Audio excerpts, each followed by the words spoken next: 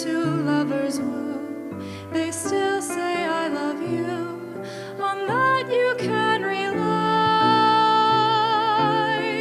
No matter what the future brings as time goes by.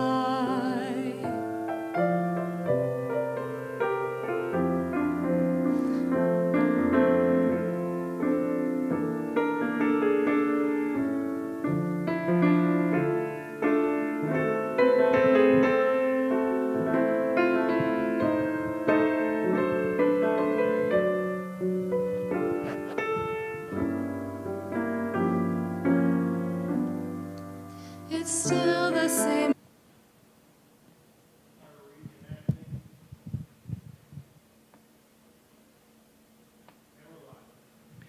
Hey, we're live again, folks. Sorry for the interruption. Our internet went out. But good morning. My name is Rick Honneberg, and I serve as president of the Board of Trustees of Unitarian Universalist Church of Spartanburg this year. I want to thank you for joining us via our live stream this morning. In cooperation with global and national health authorities, we have suspended all in-person church activities for the time being. Our care for one another and for our community only becomes more important in times like these. Our ministry has greatly expanded with many ways we can help one another, comfort one another, and grow together, even though we are physically apart. I encourage you to visit our website at www.uucs.org for ways that you can join us in our work. If you have any questions or concerns, please do not hesitate to reach out to me, any of our board members, any of our members of our staff. Our job is to serve you. We are glad that you have taken the time today to connect with us this morning. Especially in times like this, we need each other. I just want to mention we will be having an annual meeting after our worship service on the second Sunday. That's June 14th. And we're working on the details right now. You should be able. We'll be posting those very soon. Thank you, though, for being with us and part of our congregation today. We are a people of faith and hope. Thank you for being here.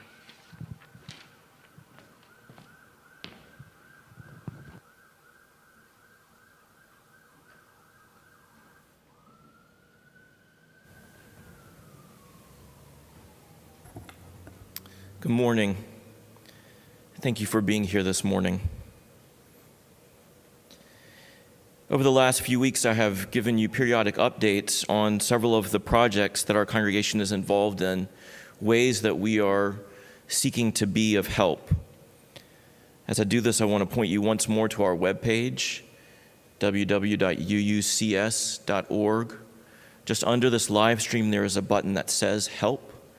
If you push on that button, you will be directed to a page that lists many ways you can join in this work, to be of help during this pandemic, to be of service, whether in this congregation or far beyond its walls. Many ways that all of our talents and gifts, our time, can be accessed in support of one another. I want to share with you now an update on our mask project. For several weeks, we have had a team, a sewing team, that has been making masks. They began by doing thorough research, finding the very best models, looking at studies done by universities to find how homemade masks could be most effective in preventing transmission of the virus. And then they set to work. And there has been an exchange of patterns, ideas, a safe and sanitary exchange of materials. It has been an amazing work of teamwork, and that circle of sewers has expanded week by week to include more and more people, some who have no other connection to this congregation, but who are very much a part of the work that we are doing. That group last week had made over 800 masks. And this week, they have surpassed over 1,000 masks made. These masks meet an immediate need to keep ourselves and those around us safe, but they also speak to a deeper pattern. These masks are an expression of some of our deepest values as Unitarian Universalists. They are a direct expression of the inherent worth and dignity of every person. And they are a clear highlighting of our radical interconnectedness with one another. These masks not only meet an immediate need, but they show a deeper pattern, a pattern of our existence, such that the absence of the masks would indicate our brokenness from one another. And the creation and the sharing and the use of the masks show our care for one another. All this winter and spring, we have been in a social justice discernment process. And one of the projects we have been looking at as we discern what projects we will undertake as a congregation in the coming church year has been on being a neighbor. What does it mean to just be a neighbor in this South Converse neighborhood where our church is located, and in the Spartanburg and upstate community, and a neighbor who is also globally minded, a neighbor of the world? This mask project is one example of the extraordinary evolution of our social justice discernment project, going from research and thinking and theory to direct action during the pandemic. Despite the criticism that we see in the world around us and the cultural pressure that we are under when we walk into stores wearing masks, what says more clearly, I am your neighbor, than wearing a mask that cares for one another, regardless of what the other person thinks? These masks have been distributed to members of our congregation, to neighbors in the South Converse community, to members of the Spartanburg community, to friends and family members, to multiple communities beyond this one across many states, and to many agencies with which we are partnered, especially agencies that serve people who are most prone to infection and to the worst effects of this virus. Following this service today, the members and friends of this congregation are invited to join in a social justice dialogue. The information about how to log into that dialogue has been sent out through our happenings and posted on our closed Facebook page. We will gather at 1 o'clock to think once more about our social justice process, about who we are as a congregation, and what work we need to engage in together to make our world more livable for us all. Please join us, and for all of the thinking and research and the work that you do, the work of so small a group of people having such huge impact, work done in the face of pressure, work done in the face of those who say there is no problem, for the work of courage and conscience that you are doing. Thank you.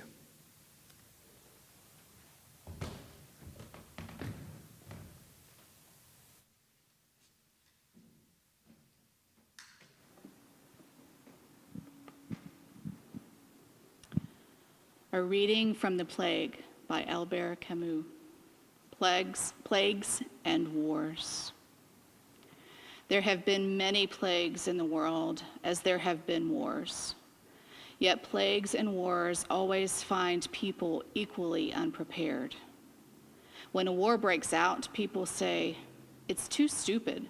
It can't last long." But though a war may well be too stupid, that doesn't prevent its lasting. Stupidity has a knack of getting its way, as we should see if we were not always so much wrapped up in ourselves.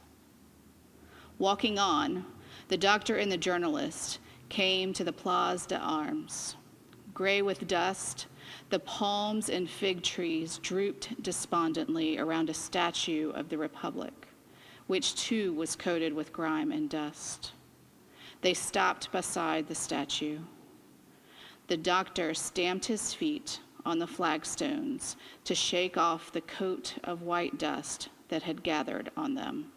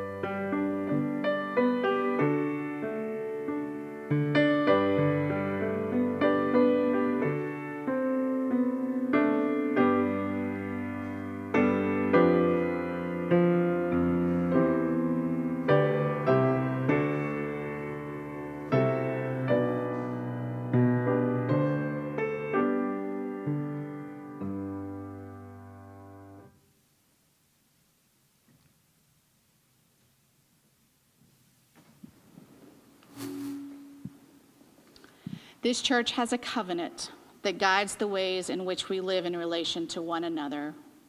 Our covenant helps us know how to support not only this community of faith, but also the wider community. This congregation truly embraces these words and lives by them. For those of you who know the covenant, I invite you to say it with me. And if you don't know it, I invite you to listen to these words, hear them, and know that they are intentional. Know that we take them seriously as we strive to create the world that we know is possible. We are a people of faith and hope. Together we covenant to strive to become our better selves, to honor both the critical mind and the generous heart, to prove that diversity need not mean divisiveness, and to respond to systems of violence and oppression with the power of a love beyond belief. When we are all together in this place, we would now gather around the rippling bowl to place a stone or a shell in the water as a way to share our joys and concerns. We know that joys shared are multiplied and concerns shared are lessened. Although we are not together physically in this place, we are together as a community. I'd like to invite you now to share the joys and concerns that you are holding on to. Please take a moment in this silence to share a greeting with one another, by text, by email, just by holding one another in your thoughts. Please share your joys and concerns. Even though we cannot physically gather together in this space right now, remember that we are most definitely connected.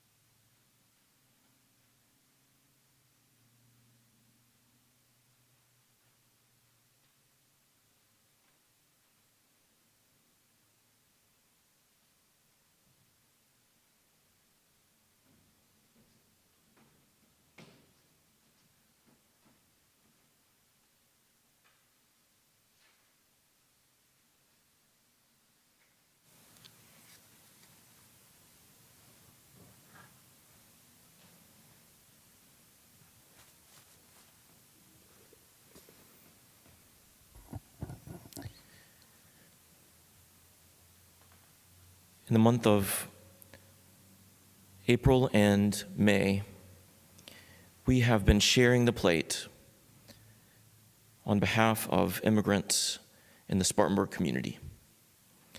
In partnership with Alianza Spartanburg, formerly called the Hispanic Alliance, and PASOS, which serves the Latinx community in Spartanburg, we have created a fund to provide direct support to families who are in crisis, families who now may be facing eviction with the lifting of the moratorium on evictions, families who are facing a loss of work because of the pandemic, and yet no support from our federal government despite the fact that they pay taxes, families who often are targeted by bullying and by acts of cruelty and violence from our fellow citizens, because these people among us, people who are a crucial part of our community and our culture and our workforce, our economy, are scapegoated by political leaders and have been for a long time. If you go to our website, www.uucs.org, and below this live stream, click on the Help button, you can scroll to the bottom of the page and find a link for Share the Plate. And with that link, you can donate to this fund. We have created this fund as an act of resistance, an act of compassion, an act of justice when we see what should be but is not. A small group of people gathering to do what needs to be done to care for this community. In the last 2 months of raising funds for this project, this congregation and members of the wider community who have contributed have now raised over $17,500. This is almost equivalent to an entire year of Share the Plates in a normal year for this congregation. The outpouring of generosity that you have shown has been truly staggering, completely unexpected. The funds that have been given are being distributed by a 4-person team made up of members of this congregation and representatives from the Alianza Spartanburg and PASOS. Already several $1,000s of direct aid, especially for food, have been distributed. But the size of the gift that has been given allows us to ask the question of what longer-term needs are, and to think not only about the most immediate urgency that is being faced, but about the deeper change that is possible. I want to show you the value of what you have created, value beyond the financial, recognizing that what you have made is made out of nothing, where once there was nothing, you have made something unbelievable. And I want for you to see the further value of it. Beyond the financial, there's first the value of the partnerships that we have built. Partnerships with the Alianza Spartanburg and PASOS that we already had and were already cultivating, but which now have greatly increased into weekly contacts, sometimes daily contacts, to coordinate distribution of this fund and further ways of working together. That in itself is a supreme value that you have created. But when this work began to be noticed beyond the limits of this congregation, 2 United Ways in the upstate stepped forward to create funds of their own. And more than $10,000 have also been distributed from those funds in support of the immigrant community across the upstate. That is further giving, leveraged by your generosity, to provide exponential support in this moment. And beyond that, a sister congregation has now stepped forward asking if in another city they might also be of help. They might create something along these same lines so that another city might replicate these efforts and take them further than we ourselves can. An extraordinary multiplication of what is already happening. And now there is collaboration on a state level between agencies that work with the immigrant community to ask, how could this go further? There have been gifts from all over to support this fund, gifts that would never have merged and combined and created this without you, without your will and your generosity.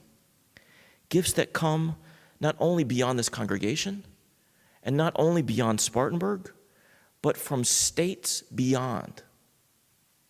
And perhaps most extraordinarily, and this is the truth, I would not tell you if this was not true, gifts from elected officials, from political parties that are directly opposed to support for immigrants. This is what a small group of people can do. We have a power to summon our community, and even those with whom we are most in disagreement, to act for the good of all. A small group of people standing in resistance to injustice with compassion and resolve can transform the massive forces at work in their community. And you have done it. In the coming weeks, we will hear from representatives of the Alianza Spartanburg and Pasos. They want to come to say thank you for what you have created. For today, let me say thank you. Thank you. Thank you. Look what we can do. Let us give.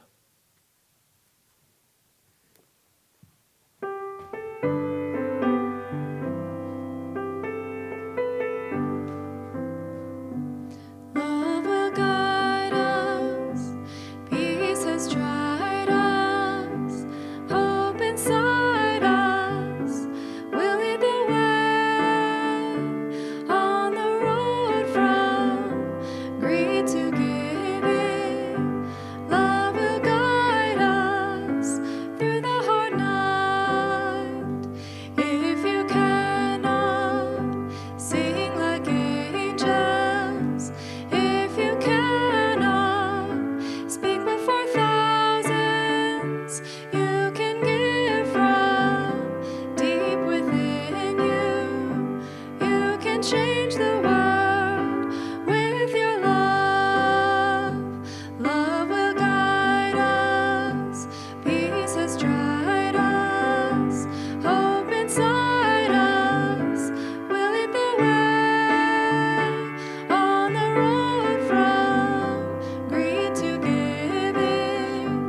Love will guide us through the hard night.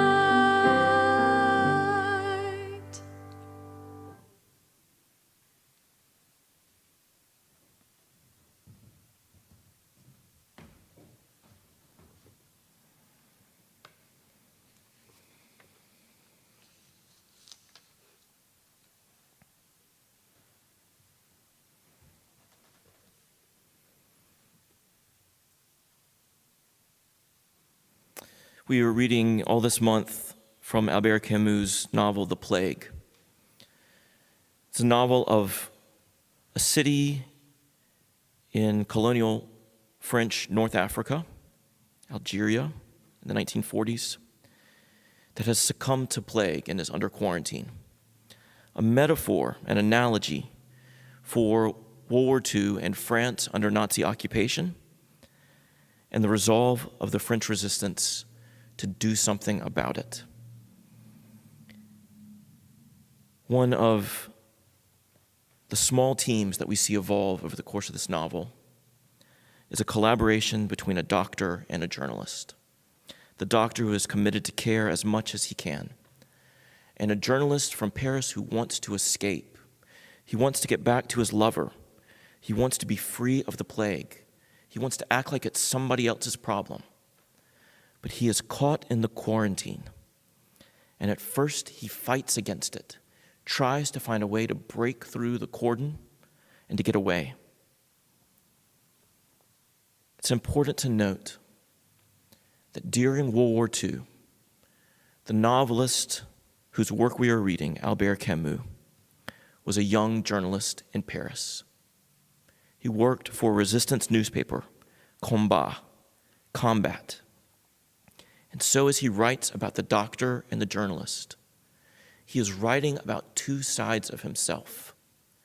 He is recognizing how we are all torn by the desire to just be free, to be beyond this problem and for it to be somebody else's business, and the human necessity to commit. Humanity isn't an idea. The doctor rose. He suddenly appeared very tired. However, there's one thing I must tell you. There's no question of heroism in all of this. It's a matter of common decency. That's an idea which may make some people smile, but the only means of fighting a plague is common decency. Whenever any of them spoke through the mask, the muslin bulged and grew moist over the lips. This gave a sort of unreality to the conversation. It was like a colloquy of statues. I want you to notice that for the people in the middle of the work, the absurdity of their situation seems unreal. It is very difficult to believe that this is what is really being lived. In the novel, in the war, and in our own time. Whenever any of them spoke through the mask, the muslin bulged and grew moist over the lips. If you ever feel lonely wearing a mask in a store and ridiculed, remember that you're not the only one wearing a mask. People who know what's happening wear masks. Wear your mask. Whenever any of them spoke through the mask, the muslin bulged and grew moist over the lips. This gave a sort of unreality to the conversation. It was like a colloquy of statues. "Doctor," the journalist said, "I'm not going. I want to stay with you. Until now, I always felt a stranger in this town, and that I'd no concern with you people. But now that I've seen what I've seen, I know that I belong here whether I want it or not. This business is everybody's business."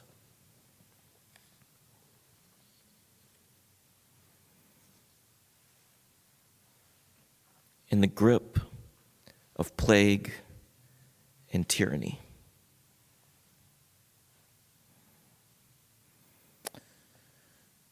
All month we were working with the novel The Plague, an allegory for World War II and for evil itself. Albert Camus was part of the French Resistance as a writer and as a journalist, as a member of the Maquis, the resistance. And during and after the war, he wrote this novel as a reflection on that time and what was needed. We are working with the novel this month, not only because it uses plague as a metaphor for war, and war as a metaphor for plague, and not only because its descriptions of what happens during a pandemic are prophetic, very accurate, and very familiar, quite startling that Camus, who had lived through a war but not a plague, could describe so accurately, in step-by-step chronological detail, the way in which a pandemic unfolds. It is stunning and worth reading. Not only for those reasons, but also because this month, on May 8th, the world celebrated the 75th anniversary of Victory in Europe Day, when World War II concluded in the European theater. And because in May, and again this year in May, next week, in fact, a week from next week, on May 25th, we celebrate again Memorial Day and remember all those who have fallen fighting in wars. We honor those who have fallen fighting for our freedom. When the plague came out in post-war France, it was harshly critiqued by the intellectual class of the day. And their critique is worth noting. It's not without merit. They said that the book was flawed because it equates human evil, anti-Semitism, Nazism, the aggression of war, with a natural phenomenon, the disaster of plague. And that is, I think, a false analogy. Human evil is not the same as the natural phenomenon of pestilence. And yet, for all its flaws, the book is very powerful and worth reading. Important to acknowledge its flaws, but important to see its power. The French resistance, the Maquis, were a courageous, brave, ordinary group of people, a strange combination of people who never would have worked together or collaborated in any other circumstances, and a very small number. They played a crucial role, particularly before the Normandy invasion, slowing down Nazi forces and bolstering morale so that the Allied forces could make headway and turn the tide of the war. They played a crucial role, and they were very small in number, a very few number of people, actually.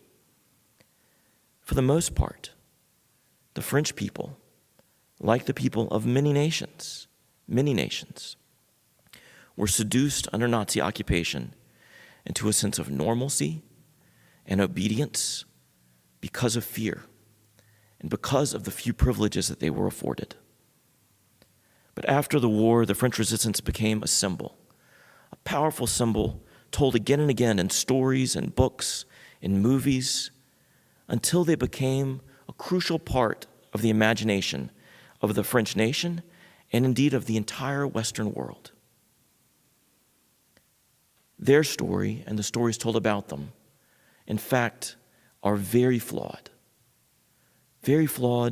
just like the book, The Plague, because these fighters were part of a colonial country, part of the French Empire. And all of the troubles of the Western world, all of the injustices and hierarchies of oppression that we name today were part of the way they worked and the way that they thought, and can be seen in their actions. Sexism, racism, colonialism, imperialism, these were flawed people, very imperfect heroes. And yet, they did resist, and they did fight back. And they are rightly a symbol of what a ragged band of ordinary people can do when they summon the courage to organize and act. Think of the US-American parallel to The Plague, one of the most famous films in all of film history. As Susan Griswold says, film is the US-American form of literature. And there is a movie that came out during the war, right at the time of the North African invasion by Allied forces, meant to bolster the morale of those forces, just like the resistance. Casablanca and The Plague, both set in North Africa, both profoundly flawed with sexism and racism, colonialism and imperialism, and about ordinary, flawed people who, despite their flaws, face into the fear, face into totalitarianism and oppression, and choose to make a difference. This book in our hands, for all of its flaws, resonates and summons us to see, summons us to clear-sightedness, and thus to courage and to act, a ragged band of ordinary people that we are, a small band of people that we are. Now, this may seem overstated. We are not in a world war, are we? And this may seem a dangerous analogy, playing with a metaphor that is too volatile to handle. Is a virus truly equitable to evil or to war? I'm happy for you to question this. I'm happy for you to question me and to challenge me. Our questions hone us. They hone our thinking and our clear-sightedness. They push us further than we may want to go. And I urge you to push me as I will push you. Does this analogy have any place in our thoughts today? Can it be of help to us? The metaphor of war and of World War II, of resistance, all of it may seem overblown and too dramatic. And I agree. I am very cautious about this metaphor. I have waited for more than a month to share it. And allow me to offer this one parallel, just one parallel, to take us into the depths of this analogy, to push us further than we may want to go, to clear-sightedness. Let me offer one parallel to make the case for why it is worth thinking about this as war. When the Nazis invaded France on May 10th, 1940, and occupied Paris on June 14th, when the Nazi army occupied France, the land of liberty and equality and fraternity, most French citizens went about their daily lives more or less as if nothing had changed. And although in retrospect books were written and movies made and awards given to praise the way France had fought back, and all who had resisted were vaunted as heroes, in truth, when the Nazis entered Paris and occupied France, the majority of French citizens just went on with their daily lives, acting like not very much had changed. The situation we are in today doesn't seem much like a war. We wonder how to spend our days. We watch too many films, too many movies. We eat, and then we overeat. We get frustrated and anxious with inaction. We feel stuck. It doesn't seem real. It can feel like a phony pandemic, like this isn't even really happening. But we should take a lesson from the Nazi occupation. We should beware of complacency. We should beware of the seduction of normalcy. We should summon the courage to see as clear-sightedly as possible what we are living. This only feels like it isn't real to those of us who have not experienced the virus in its full fury. And we should ask, why have we not experienced it as others have? Could we still? What is asked of us in this moment? What must we see? What must we do? A virus is a natural phenomenon. It affects us all in different ways, some very gravely, and some seemingly little at all. But the bottom line is that our bodies have not yet learned how to handle this virus well enough, as individuals and as a species, a global species, so that we are all more or less protected from it. We haven't reached that point yet. And this is part of life in our world. Camus writes in The Plague, "Pestilences always return," and it is so. In the best of circumstances, there are steps we would have to take to address this. There always are. Viruses require preparedness and response. They require care. We are in the grip of a pandemic. There is no good denying it or downplaying it. This is what is happening, and it will happen again. We must know this and face it. But this virus, like those before it, is not only a natural phenomenon. It is a natural phenomenon enhanced by human action. We could say that human action is a further step in this recurring natural process. Our preparedness, our response, or our lack thereof, and our care are our human actions that have direct effect on this virus. We have direct effect on how long this lasts. And so too does our lack of communitarian thought. I was listening to a press conference this week, and the leader of our state, the elected leader of our state, said, "You need to be your own doctor. You need to do what's needed for yourself. Be responsible for yourself and also for your family and for your neighbors," he added as an afterthought. And the doctor on his task force then stood up and said, "We do need to think about what's needed for ourselves, but we also have to think about the entire community. We have to think of the community." That it takes a second voice to remind us to think as a community indicates a deep malaise in our culture, a sickness already within us long before the pandemic struck. There is an individualism that neglects our innate social dynamics, our profound interconnectedness with one another and the world. We are not only individuals, and this pandemic shows this to us in stark detail, but the way in which we have privileged our personal rights and freedom above all else. Not that there's anything wrong with personal rights and freedom. That is not all that there is to us. They are good, but not all. We are more than that. We are more than individuals. And the way we have privileged our rights and freedom above all else is making this much worse. We see all around us defiance in the name of individualism that is fighting in the wrong direction. Our freedom is wrapped up in each other. Freedom and responsibility go together. There is no individual without the society, just as there is no society without the free individual.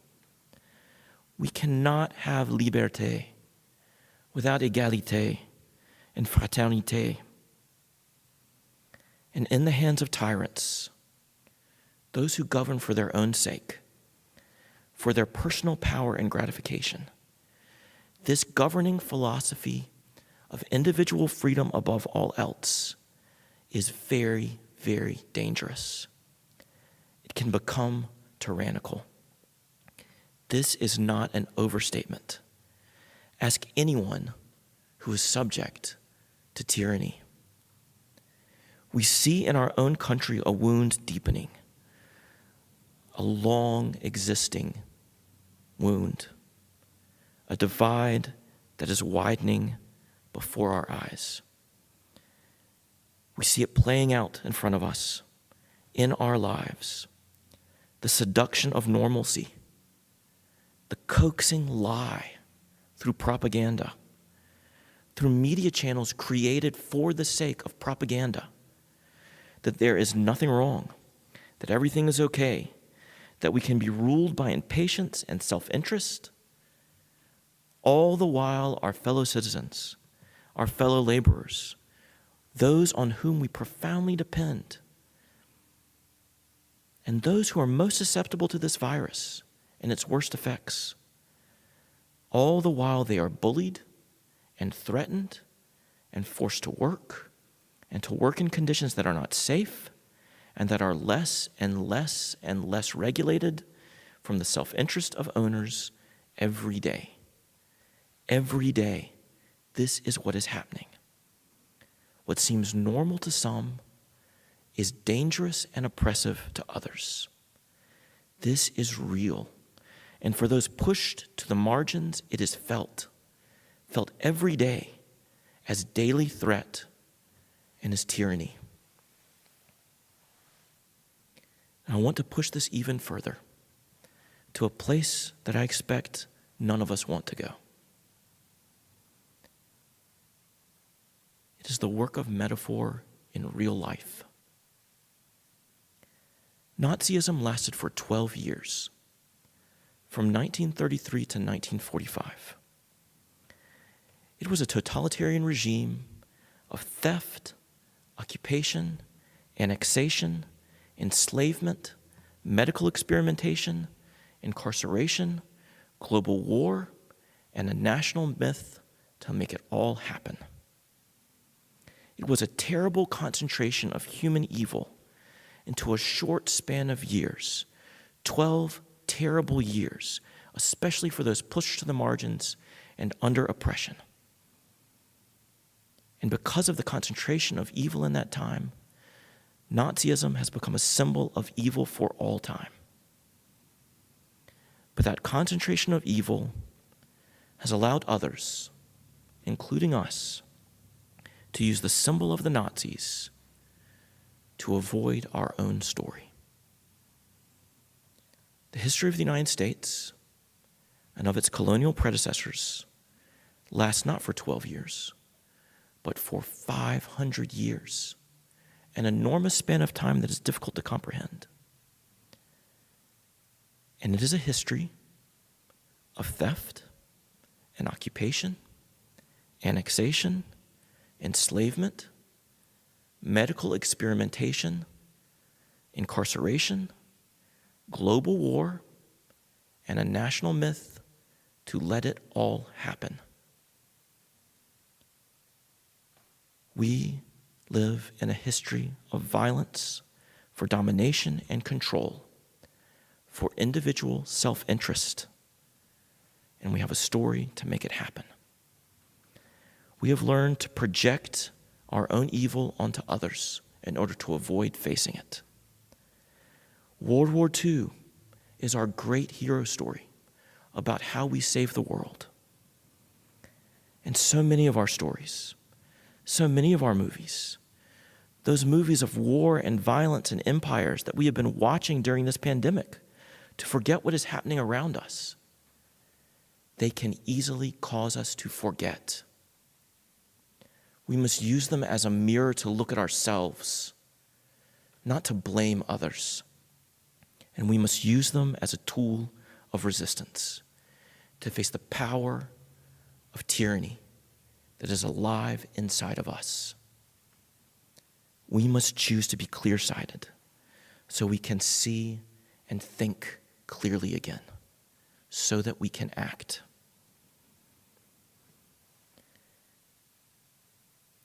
And the natural phenomenon of this virus and our human response to it, our political philosophy and our action, and in the effect of all of this in the bodies and lives of those most marginalized in our society, of our siblings who are Native American and Black and Latinx, we see the grip of plague and tyranny. It is expressed in the deep and lasting inequities of our society. And we must see it for what it is. For those of us who do not feel it or feel like this is not real, that is the definition of privilege. We are being seduced into complacency, into believing that 500 years of violence is normal. So what are we to do? We are so small. And we are so flawed ourselves. All of the sexism and racism and colonialism and imperialism that I'm talking about is my legacy. It is my history. It's my privilege. I embody it. Look at who I am standing in front of you. I'm not exempt from this. I love those stories. I watch those movies. I love who I am in this country. This is me. And our whole culture is addicted to violence. Even the metaphor I'm using now replicates the addiction to violence that I'm speaking against. What are we to do? The resistance shows us steps. First, we must do what is needed, the simplest acts that are needed. We are only very small, and the forces we confront are massive. But every action we take counts. The smallest actions matter, masks that save lives, care that connects people, advocacy that fights for better policy, funds that provide needed resources where they are not. But if we can see the forces that we are up against clearly, if we can push ourselves to see them, then we can push on them to make something better. And they are showing themselves very clearly to us now. It matters that we use all of our resources, our minds and our hearts, our small resources and our small size, no matter how small they are, to be strategic, to leverage what we have, to find those actions that can shift the immediate into the long term in order to change the way that we all live. We do both the immediate and the long term, both things. Masks not only keep us safe, but save life after life, and so save world after world. Care not only helps us stay connected, but creates a network of resiliency that is enduring and powerful. Advocacy builds democracy and builds voice where there was no voice before. Funds help us now to do work that is needed now and shift us to look for deep, lasting change, historical change. And we must do this for everyone. It matters how we do this. In the most poignant passage in the plague, which Anne will read for us in only a moment, you can find it written in your order of service. Camus writes, "This is just what anyone would do. What we did is just what anyone would do, because it is what needed to be done. And by doing what needed to be done, it showed everyone that they could do it too. A few people stepping forward to do what needs to be done shows everyone what must be done. This is humble, and it is generous, and it is very wise, because it summons us all to act. We are flawed, all of us. We are sunk deep into the very systems we want to change, and we can still choose to do what is best. And if we can, everyone can. No one's flaws, no one's previous actions, no one is precluded from choosing to join the fight. And that is love. That is love. We have allowed our concept of love to be neutralized by cheap love songs and cheap stories and cheap movies. But there is a love that is deep, that is committed, that is concrete and tired and realistic and persistent and stubborn. A love that is ambitious, that says nothing you can do can't be done. And it is for everyone. First and foremost for those most under threat of tyranny, most pushed to the margins and oppressed. For them first, and then for us all. Because we are all flawed. We are all subject to plague and tyranny. And we can all join the fight. The resistance showed the French people to wake up, to step out of their complacency, and to join the fight. And in greater and greater numbers, they did. And that is what is needed now. By our small actions to summon our people to fight for us all. We are healers. We do this out of common human decency because it is what must be done out of basic, real, tired, concrete, stubborn love. Anyone would. We all can. And somebody must. Us. Vive la Résistance.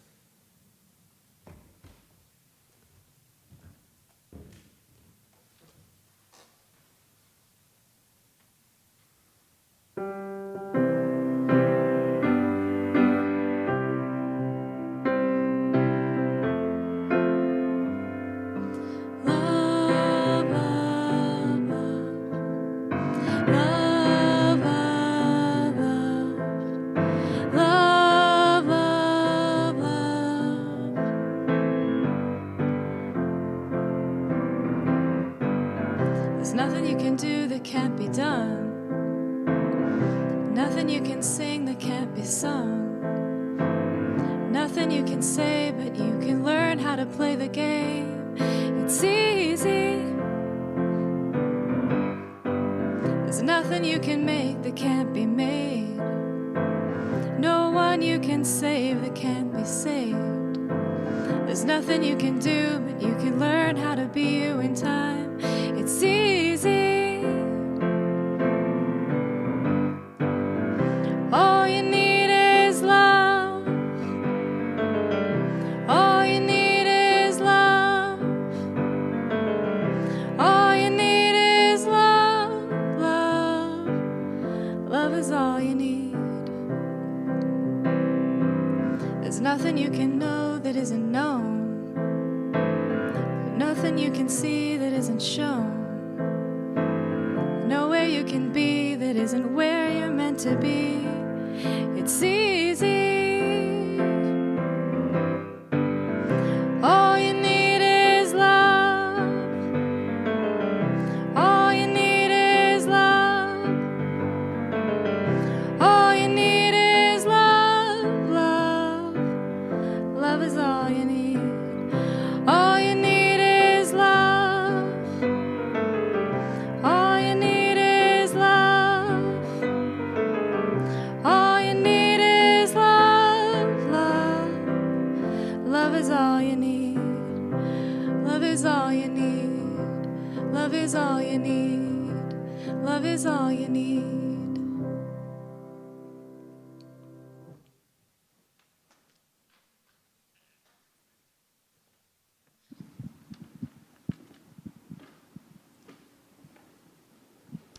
Another reading from the plague.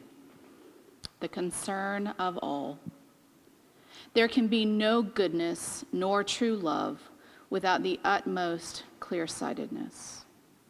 Those who enrolled had indeed no such great merit in doing as they did, since they knew it was the only thing to do. And the unthinkable thing would then have been not to have brought themselves to do it. They enabled our townsfolk to come to grips with the disease and convinced them that now the plague was among us, it was up to them to do whatever could be done to fight it. Since plague became in this way some people's duty, it revealed itself as what it really was. That is, the concern of all.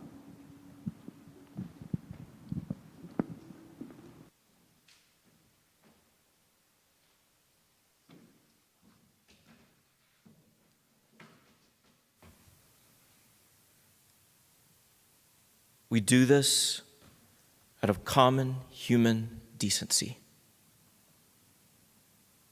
Love. Anyone would. We all can. And somebody must. Us.